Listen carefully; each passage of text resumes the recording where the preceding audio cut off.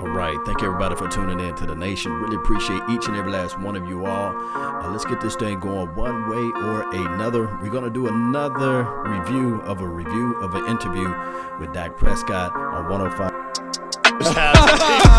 It's like, oh, man, this is what it is. Turn on Facebook Live. This is what it is. You'll see Dak Prescott on the home of America's team sitting down with us. When Dak wins this game, Ben, will you still be a Robo fan?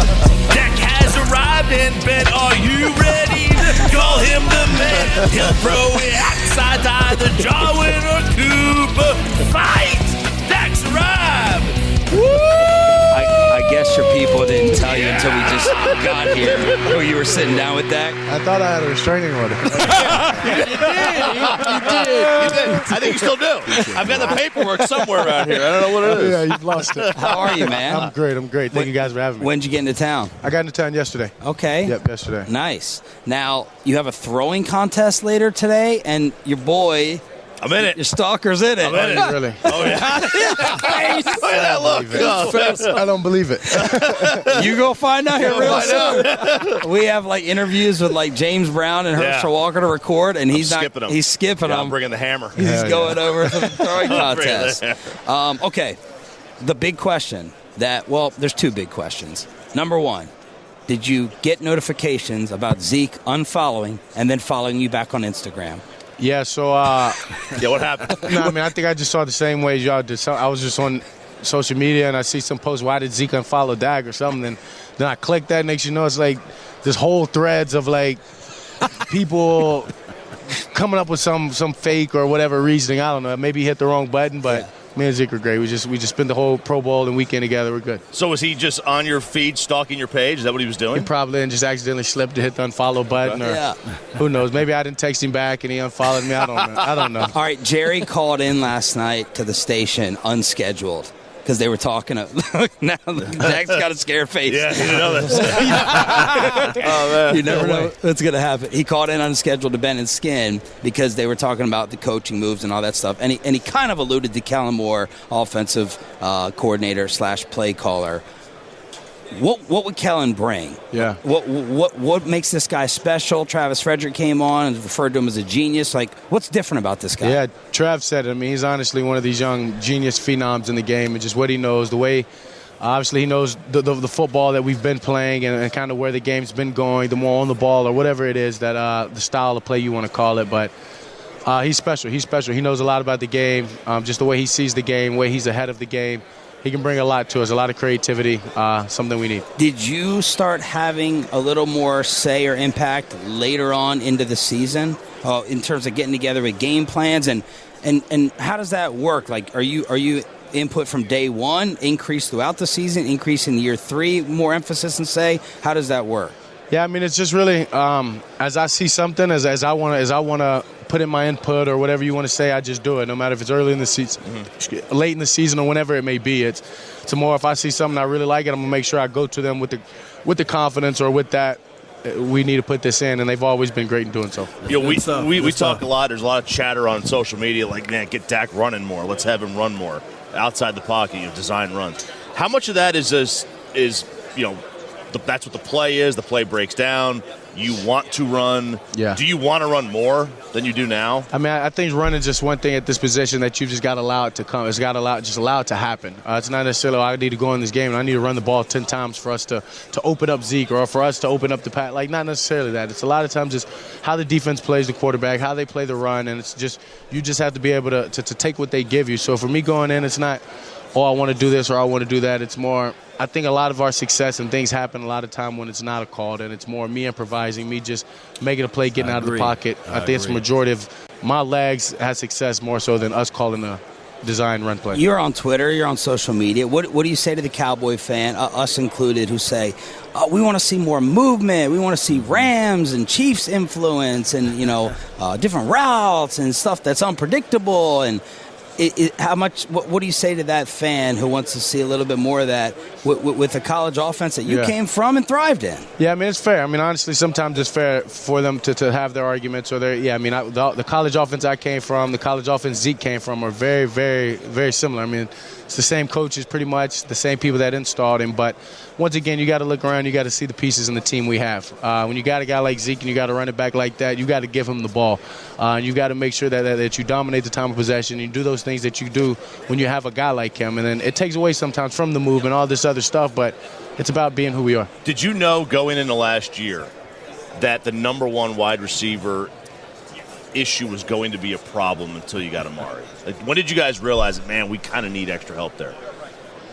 I mean, I don't know if there's a time to just it's not good. We don't have a guy that's getting open. I mean, guys were doing well. I honestly, I wasn't comfortable. It wasn't the same guys at the same positions as much as it was anything. You know what I mean? I mean, you look out there and it's a different X than it was a play ago. It's a different Z than it was a play ago. And sometimes I think what that did is that created a little bit of uncertainty for me. So more so than it was getting the number one, it was just getting a consistent lineup and group across the board that I knew who was my F. It was Beasley. I knew my X was Michael Gallup. I knew my Z was Amari Cooper, that type of deal. So then when I went out there and I saw somebody different, I knew exactly what they were doing. I knew exactly where they were, and it wasn't the scrum. And I think that more than anything just allowed me to settle in. But when you have a guy like Amari and his ability to get open, the way he studies and prepares the game, it's second to none, and that's what makes him a number one receiver. What day did Jerry and Steven tell you to throw to Amari and not to Beasley? Yeah, I've been waiting for that day. I don't know. Maybe Cole knows that. I have to call Cole. All right, what's going on with Sleep Number? No, I mean, Sleep Number's great. I tell people, and I was joking, when we're 3-5, I took that bye week off and actually went and got a Sleep Number. So we can say it was Amari, we can say it was the Sleep Number. Who knows the real reason of why things turned around. But Sleep Number, honestly, is great. Growing up, I wasn't one that needed this bad or that bad. Not being very fortunate, you didn't always have a choice. So I actually thought I liked my bed until I was introduced to the Sleep Number, and just being able to change my comfort level, being able to wake up in the morning and check my score and say, hey, I got a 75. And then not only that, you go and throw 3 touchdowns that week, you're competitive. Next week, I want to get an 80. I might can throw 4 touchdowns. So it's all about the competitive edge. And when you realize how sleep is a competitive edge and it's just important as exercise and diet, Sleep Numbers work wonders for me. All right, where do we need to go in Atlanta? Where are we rolling? Yeah. What's the cool spots around here? I don't know. You tell me. I thought y'all had the spots. Here, just write a fake number there for me. Just so I can just say I have Dak's number. Dak gave me a number. Just a fake number. Yeah, I got you. 4. Just write 4.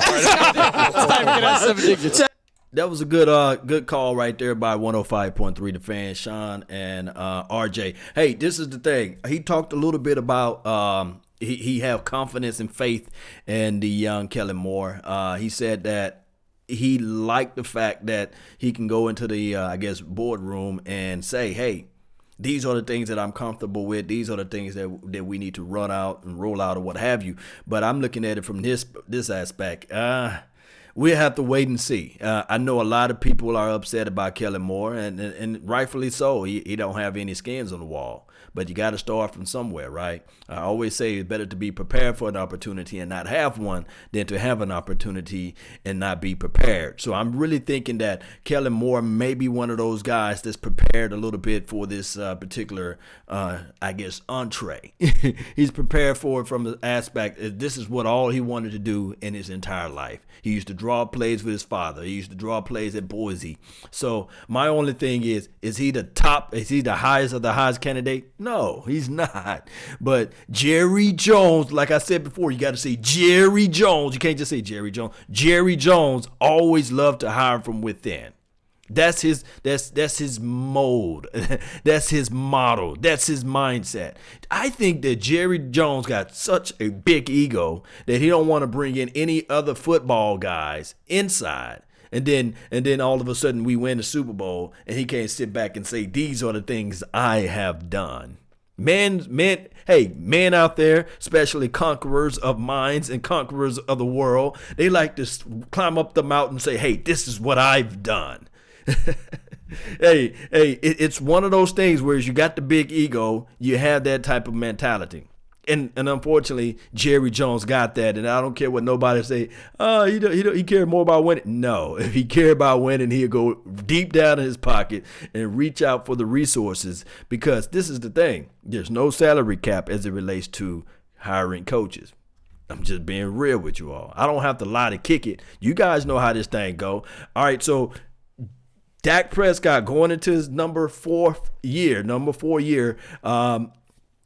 These are the things that we want to see him improve on. Of course, anticipation, stepping up through the pocket. Of course, we saw some improvement through the latter part of his career last year, or I guess through the games or what have you. We saw some of that.